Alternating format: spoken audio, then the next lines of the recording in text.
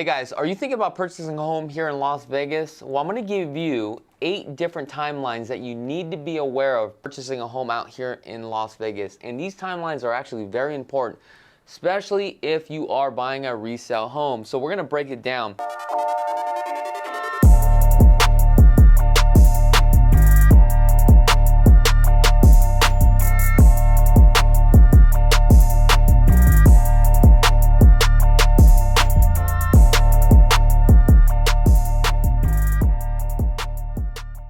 Number 1, the timeline is once you go under contract, you are going to have to deposit the EMD. Typically in today's customary market, it's about 24 hours to wire over the EMD. Now, what is EMD? Earnest Money Deposit. Now with the Earnest Money Deposit, you can wire it on over or you can create a cashier's check. However, a lot of the sellers now want it to be deposited within 48 hours of a fully executed contract, and they will not take the property and move it to pending status until the check has cleared. So keep that in mind. Also, another timeline in the contract is 2 days once you have your offer accepted. Is they want to make sure that you are approved with your lender. However, that really doesn't matter in today's market because all your sellers want to make sure you are fully approved before even looking at your offer. But there are 4 different types of approvals that you need to be aware of. You got pre-qual, pre-approval, conditional approval, and underwritten approval. Underwritten approval is like the fullest approval you can have, the highest approval you can have. That lets the sellers know that you're fully approved with the exceptions of getting an appraisal done to the property, going through all your inspections. Contingency is the highest or the second highest approval, which means you're still approved for a loan, but based upon these conditions. But what are those conditions? Pre-approval means that you are pre-approved, however, you haven't turned in all your paperwork to your lender. Pre-qual is you're kind of going through the process and you're kind of approved just based upon what you're telling the lender. So if you want to make sure your offer stands out from the rest, make sure to get an underwritten approval. Another timeline that you need to be aware of is a 10-day due diligence period. When do these timelines actually start? These timelines actually start when you actually have a fully executed contract, okay?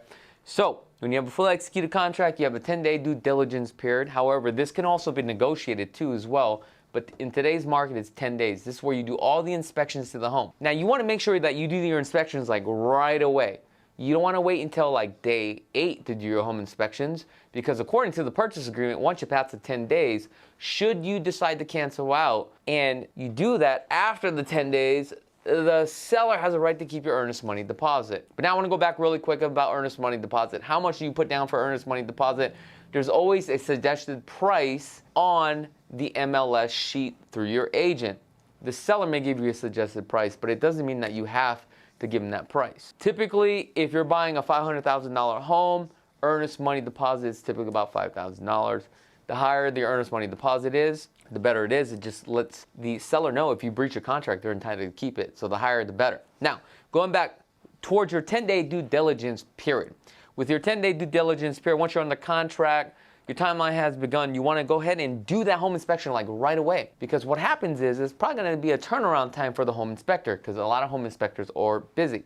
Now, when the home inspector goes out there, 3 days turnaround time, you get back the report. Within the 10 days, you can go back and renegotiate with the seller to fix those items. Now, if they don't want to fix it, you can ask for a price reduction or some sort of credit. If they say no, you cancel out and get your earnest money deposit back. But you lost out on that home inspection report money. However, you must make sure you do this within that 10 days. Because like I said, once you pass that 10 days and you want to cancel out, or if you're trying to renegotiate something according to that home inspection report, chances of that happening is no, because according to the contract, you pass the 10 days. Another timeline that is very important is a 21-day appraisal contingency. What is that? Basically, it just says we don't move forward until this has been resolved. It's more like a speed bump on the road. Once you have a full executed contract, it's important that you process your file with your lender right away because your lender needs to order an appraisal to a property. If he doesn't order an appraisal to a property, what's going to happen is this. You're wasting time. And when you waste time like this, you pass the 21 days. If the property doesn't appraise, you're telling the seller you're still moving forward with that property. So you don't want to be in that position. Let me give you an example.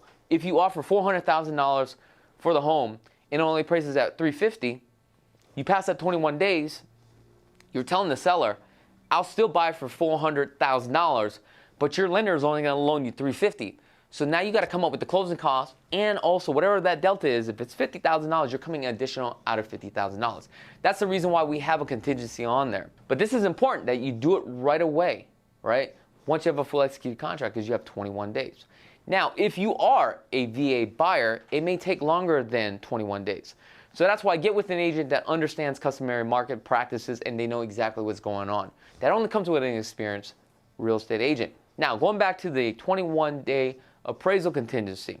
There are two types of conditions based upon appraisal. Is the home habitable? Does it meet the price? That's where we talked about the example, $400. If it appraises at $350, you got to renegotiate it. If you can't get the seller to drop the price, you cancel out a deal, get your earnest money deposit back. Worst case scenario at that point, you lost out on the home inspection. So that's why it's important to hurry up and try to do the appraisal as fast as you can. But another thing you need to be aware of, your lender cannot order the appraisal until they process your file. So the longer that you take to provide them the information, the longer it takes to hire a third-party company to go out there, and you can jeopardize your deal.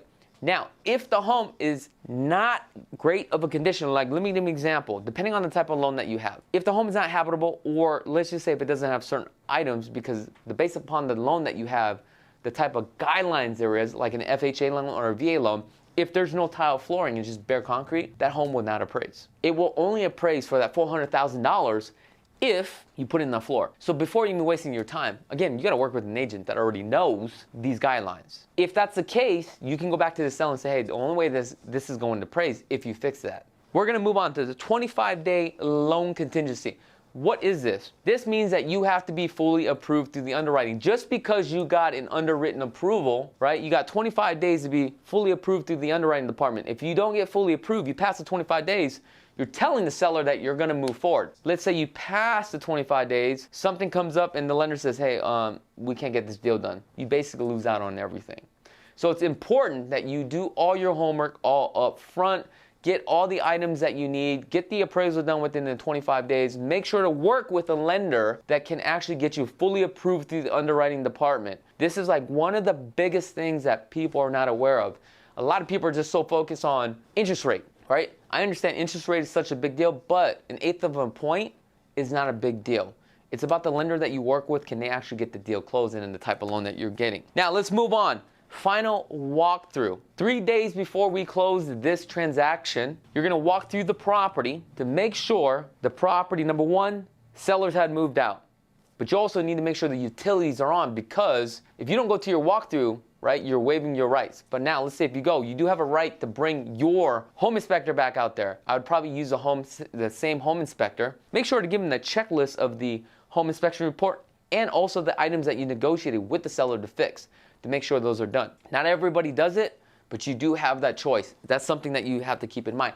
Now let's just say you went back to the property, the refrigerator's gone. Now it becomes a timeout.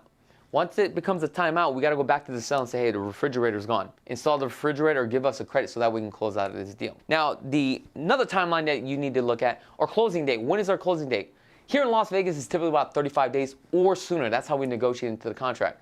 Now, if everybody works together, buyer, seller, lender, title company, we can typically close earlier. Now, if you don't close within that 35 days and record with the county, you've breached your contract, and then what happens is you lose out on everything. Home inspection, the appraisal money, and also your EMD. Now, if you can't close in that 35 days because you're missing one item for your lender, always ask for an extension. But you got to give the seller the reason why, and typically they will give you that extension. Last and final thing is the HOA resale package. A lot of homes out here in Las Vegas is located in an HOA community. Once you receive your HOA resale package, you'll have 5 calendar days to review it. If there's something in there that you don't like, you have a right to cancel at any time. Now, when do you actually receive it? Well, this is how it works. The agent should already order it. However, the seller, according to the contract, will order it, but then the HOA company has 10 business days to provide it to you, so typically you probably won't get it around day 15 of the purchase agreement when it was fully executed. Now, again, once you get it, make sure to look through it. If you don't like the rules, regulations, and the bylaws, but here's a quick tip. Make sure to check out what the periodic fees are, if there's any assessments, liens or litigations against the HOA.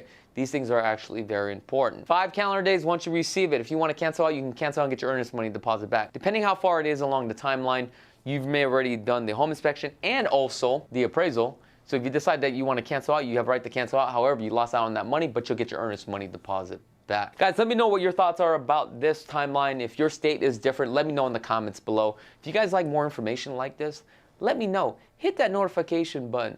Other than that, peace.